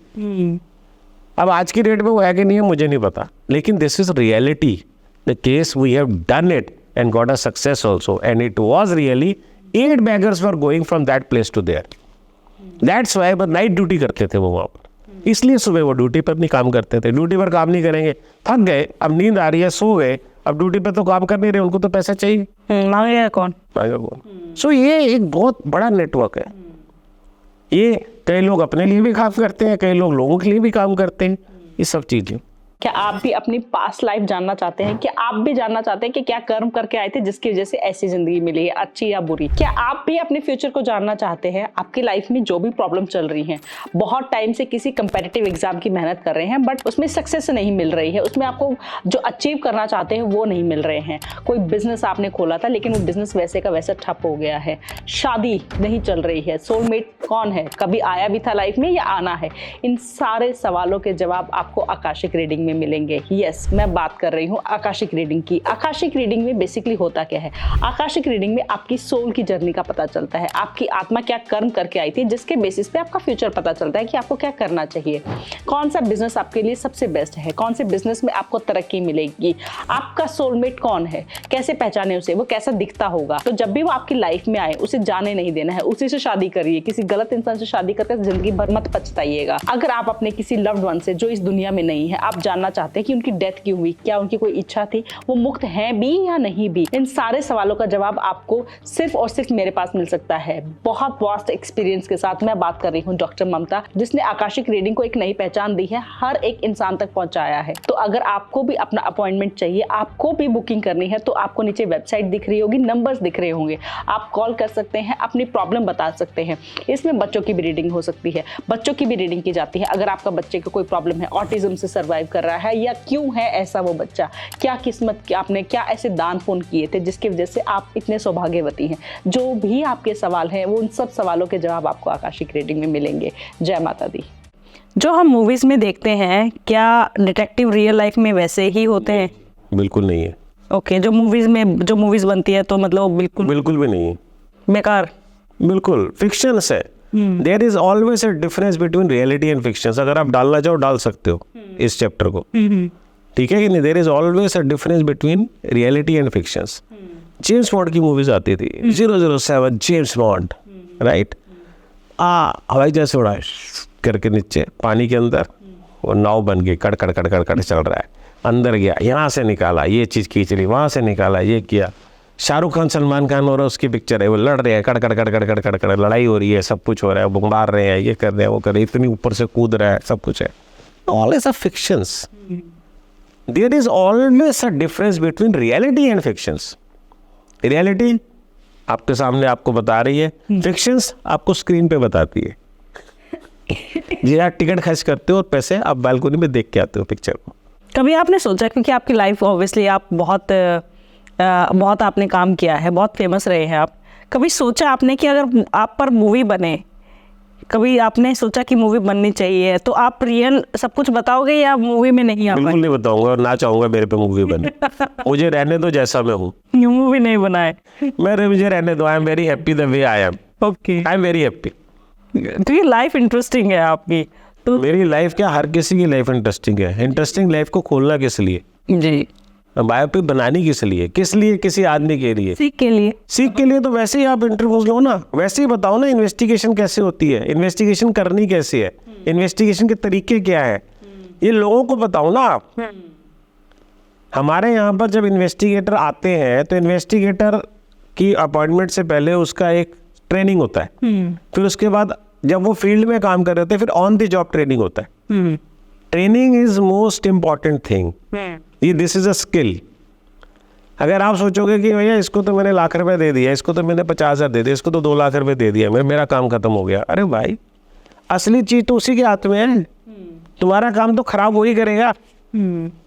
अगर जहाँ से उसकी एक सिस्टम बिगड़ गया तो इसका मतलब उसके 24 आवर्स 24/7/365 उसको आप सर्विलेंस में रखो अपने पास। जब आप अपने इन्वेस्टिगेटर को सर्विलेंस में रखोगे तो आपकी सक्सेस है ना। आप अपने हथियार तो रखोगे ही ना बढ़िया। अब जो फोटोग्राफर है वो अपने कैमरास को अगर बढ़िया नहीं रखेगा तो कैसे वो फोटोग्राफी करेगा? नहीं कर सकता, राइट। उसी तरह से देखिए, जो चाकूबाज है वो चाकू को अपना शार्प करता है। अपने हथियार जो भी है, जो एक साइकिलिंग वाला है वो अपनी साइकिल को बढ़िया करता है तभी रेस में पार्टिसिपेट करता है। एक जो खुद मैराथन भागता है वो अपनी बॉडी को फिट रखता है तब मैराथन भागता है। उसी तरह से डिटेक्टिव अगर अपने जो बंदे ने काम करना है फील्ड पे उसके ऊपर निगरानी नहीं करेंगे और उसका ध्यान नहीं रखेंगे तो कैसे बिगड़े? केस तो खत्म हो जाएगा फिर, अगर ध्यान नहीं रखेंगे तो सिर्फ क्लाइंट के ऊपर नहीं रखना, इन्वेस्टिगेटरों पे भी ध्यान रखना होता है। मालिक बनना इतना आसान नहीं है। मालिक तो हर कोई बन सकता है, लेकिन डेडिकेशन के साथ मालिक बनना, काम करना और कितना अपने आप को एक्सपोज करना, कितना नहीं करना, is very very important. One person should learn it. उसको समझ आनी चाहिए, ऐसे नहीं होता। जब आपने स्टार्ट किया था तब अलग था, जैसे आपने बताया, बहुत अलग था मैडम। अभी काफ़ी चेंजेस। आने वाले 20 साल के बाद आप कैसे क्या देखते हो इसको? बिल्कुल, कॉर्पोरेट्स भी आएंगे सारे बड़े बड़े, अभी भी हैं काफ़ी जी लोग हैं। इन्वेस्टिगेशन एक हाई लेवल पे जानी है। इन्वेस्टिगेशन जो है, प्राइवेट इन्वेस्टिगेशन आज की डेट के अंदर प्री मैरिटल की इन्वेस्टिगेशन ना पुलिस कर सकती है, ना रॉ कर सकती है, ना आईबी कर सकती है, ना सीबीआई कर सकती है, वो प्राइवेट डिटेक्टिव ही करता है ना। पोस्ट मैट्रिमोनियल की इन्वेस्टिगेशंस भी होती हैं। कई ऑनेबल जज इन्वेस्टिगेशन के लिए बोलते हैं कि आप ये इन्वेस्टिगेशन करा के लाओ, आप इस कंपनी के पास जाओ, राइट। तो जब वहां से आपको हाई लेवल से वो आती हैं चीजें, जब आपको टॉप लॉयर्स आपको कांटेक्ट करते हैं, जब आपकी वो कहते हैं कि नहीं आप ये काम करो, तो that is they have got a good experience. जो मुंह का जो स्वाद है उनका बहुत अच्छा है, तो जो चीज़ हो सकती है वो चीज़ उनको मालूम है, ये करेगा, नहीं तो मना कर देगा। अगर इसने मना कर दिया तो केस किससे भी कराओगे, खराब है। एआई का कुछ है असर? एआई से कुछ चेंजेस होंगे? बहुत बड़ा चेंजेस है। क्या चेंजेस आप फील? बहुत चेंजेस है। आजकल सब कुछ ही एआई के थ्रू होता है, और एआई आने वाले टाइम पे और चलेगा, क्योंकि अब तो क्या है कि गूगल ने भी इसको प्रथमा पे नहीं स्टार्ट कर दिया है, लेकिन आपको सिस्टमेटिकली काम करना पड़ेगा, राइट। एआई आपको एक ऐसा टूल है जो आपके लिए हमेशा काम आएगा, क्योंकि आज की डेट के अंदर देखो, इलेक्ट्रॉनिक मीडिया कहाँ से, हमारे टाइम पे नहीं होता था। हमारे टाइम पे क्या होता था? हमारे टाइम पे थोड़ी था इलेक्ट्रॉनिक मीडिया। धीरे धीरे हमारे टाइम आज भी खत्म नहीं हुआ है, आज भी चल रहा है, लेकिन आज की डेट के अंदर इलेक्ट्रॉनिक मीडिया ने एक पावर ले ली। आपको सोशल मीडिया के अंदर सब कुछ मिल जाता है, राइट। आप किसी की भी प्रोफाइल चेक कर लो, किसी का भी इंस्टाग्राम अकाउंट देख लो, जो ओपन है, एनीबडी कैन चेक इट। लेकिन एनालिटिकल पावर तो डिटेक्टिव्स के पास ज़्यादा होती है। वो उसको एनालाइज करता है। आप अपने सोर्सेज के थ्रू कुछ कराओगे, वो उसको एनालाइज करके आपको जो समझाएगा वो बेस्ट है। लेकिन एनालिटिकल पावर डिटेक्टिव के पास होनी चाहिए। He should be strong enough and he should respect everyone. अपनी कम्युनिटी, अपने सीनियर, अपने जूनियर, सबकी इज्जत, वो लड़की हो या लड़का हो, वो सबकी इज्जत करना सीखे, तो उसे अपने आप इज्जत मिलेगी। अगर वो किसी की इज्जत ही नहीं करेगा, कहाँ से इज्जत मिलेगी? एआई एक ऐसा टूल है, आप हर टूल की रिस्पेक्ट करें। इंडिविजुअल नहीं है ये आपको एक दर्शाता है कि जहाँ पर आपकी कुछ वीकनेसेस हैं, ये उसको ठीक भी कर देगा। आप उसको उस सेंस में लो, राइट। आज आप रिपोर्ट्स है, आप डिस्कस करते हो, ठीक है कि नहीं? आप अपनी लैंग्वेज के अंदर एआई में डाल दो, एआई आपको एक बढ़िया लैंग्वेज बना के दे देगा जिसको आप डिस्कस कर सकते हो। तो this is all called quality, but how to use. जैसे हम डिटेक्टिव्स को कब और कैसे यूज करते हैं और किस तरह से। एक केस के ऊपर 4 डिटेक्टिव काम कर रहे होते हैं, एक केस के ऊपर 4 डिटेक्टिव काम कर रहे होते हैं, लेकिन वो क्यों काम कर रहे होते हैं? वो इसलिए काम कर, क्या 4 डिटेक्टिव्स के पैसे क्लाइंट देता है? नहीं देता। क्लाइंट तो एक डिटेक्टिव के पैसे देता है। तो तुम 4 क्यों लेके बैठे हो? भैया सीक्रेसी मेंटेन करनी है। एक टाइम पे तो एक ही बंदा काम करेगा, लेकिन एक दिन एक करेगा, दूसरे दिन दूसरा, तीसरे दिन तीसरा, और कभी ऐसी जरूरत पड़ जाए, सब्जेक्ट ऐसी जगह चले जाए जहाँ पर 3 आउटगेट हो या 2 आउटगेट हो, तब आपको वो टीम जिसने काम किया काम आ जाएगी कि नहीं आएगी? So always think positive. हर टूल, हर चीज आपके लिए अच्छी है, कोई चीज बुरी नहीं है। आज मैं आपसे मिला, इट्स वेरी गुड। फिर मुझे पता है कि यार हर आदमी अच्छा है, जो भी क्वेश्चन करेगा मुझे राइट आंसर देना है, कोई भी ऐसा नहीं जो गलत हो। एथिकली आपको स्ट्रॉन्ग बनाता है। अगर आपको नैतिकता आती है किसी चीज़ के ऊपर, आप अपने प्रोटोकॉल्स को फॉलो करते हो, आप प्रिवेसी एक्ट का आदर करते हो, आपको पता है क्या चीज़ करनी है, क्या चीज़ नहीं करनी है, तो ये आपको हमेशा काम आती है। That is it. आपके हिसाब से फीमेल डिटेक्टिव ज़्यादा स्मार्ट होती है कि मेल? देखो, फीमेल्स के पास सिक्स सेंस जो होती है वो ज़्यादा स्ट्रांग होती है, राइट। ये कोई गलत बात नहीं है, लेकिन सिक्स सेंस का मतलब ये नहीं है कि हर फीमेल डिटेक्टिव है। वैसे अगर एनालाइज करो तो घर को संभालने वाली औरत वो ज़्यादा बेटर होती है उस आदमी से जो बाहर नौकरी करता है या बाहर जॉब करता है या बाहर वो लोगों को जॉब देता है, राइट। क्योंकि उस औरत को एनालाइज करना आता है, उसको पता है कि ये मेरा सिस्टम है, इतने लाख रुपए मेरे पास आ रहे हैं, इतने 1000 रुपये मेरे पास आ रहे हैं, इसको मैंने इस तरह से खर्च करने, और मेरे पास इतने पैसे बचने चाहिए जो मेरे आगे काम आ जाएंगे, राइट। सो ऑलवेज जो है सिक्स सेंस फीमेल्स की स्ट्रांग होती है, ये मैं हमेशा बोलता हूँ। मेरी भी 2 लड़की हैं, एक मेरी वाइफ भी है, 3 जने तो मेरे पास भी है, मेरी माँ भी है, मेरी बहन कोई नहीं है, right. But honestly females are much more better than the males six sense के पावर में। मेल तो फिर भी रिलैक्स कर जाता है, छोड़ना यार ये हो जाएगा, देख लेंगे, कोई फ़र्क नहीं पड़ता, ठीक है हो जाएगा। उसकी जो हो जाएगा वाली अप्रोच है वो फीमेल्स की नहीं होती। फीमेल्स कहती है नहीं, इस सिस्टम को ऐसे करो। जो मेरी बेटी मेरी कंपनी की CEO है, जब मैं उससे कोई चीज़ डिस्कस करता हूँ तो वो मेरे को 10 पॉइंट, 5 पॉइंट, 4 पॉइंट ऐसे बताती है जिसको मैंने सोचा भी नहीं होता। 38 year experience I am having. She is hardly having a few year experience, right? 10वीं क्लास के बाद उसने मेरे से सीख लेनी स्टार्ट की थी, राइट। और जब वो 10th में थी और आज 32 साल की है वो, राइट। तो आप सोचो, एक बच्चा जब 15 साल का था, 17 साल उसे इस इंडस्ट्री के अंदर उस समय दिमाग लगा रहा है, उसने सब कुछ किया, आज वो इंटरव्यूज देती है, बॉलीवुड्स में भी जाती है, वो वहाँ पर भी इंटरव्यू देकर आती है। आप अगर तान्यापुरी उसका नाम पढ़ोगे तो उसमें आप देखोगे कि yes she is the one, ठीक है कि नहीं। But honestly life is such कि उससे जब डिस्कस करोगे तो वो आपको 3-4 चीज़ें ऐसी बताएगी जो आपने नहीं सोची होगी। फिर आप उसके ऊपर अपना मंथन करो, क्योंकि आप अगर किसी की बात सुनोगे नहीं और आप उसको समझोगे नहीं तो आप उसे गाइड नहीं कर सकते। हो सकता है उसकी 3 बातों में से 2 बातें गलत हो सकता है 3 बातों में से 5 बातें और मैं निकाल लूँ जो उससे रिलेटिंग हो, तो मेरे पास 8 बातें हो गई। तो this is called quality. Team work always give you a benefit, whether it is between client and you, whether it's between investigator, whether it's a husband and wife, whether it's a brother and sister, anybody, whether it's a me and you. Yes. आप मेरा telecast ले रहे हो तब भी team work always gives a benefit, that is a thing. Last में कोई message जिससे लोगों को आपकी ज़रूरत ना पड़े? प्लीज, मेरी नहीं, किसी भी इन्वेस्टिगेटर की जरूरत ना पड़े। मैं तो कहता हूँ इन्वेस्टिगेशन का धंधा ही नहीं होना चाहिए जी, राइट।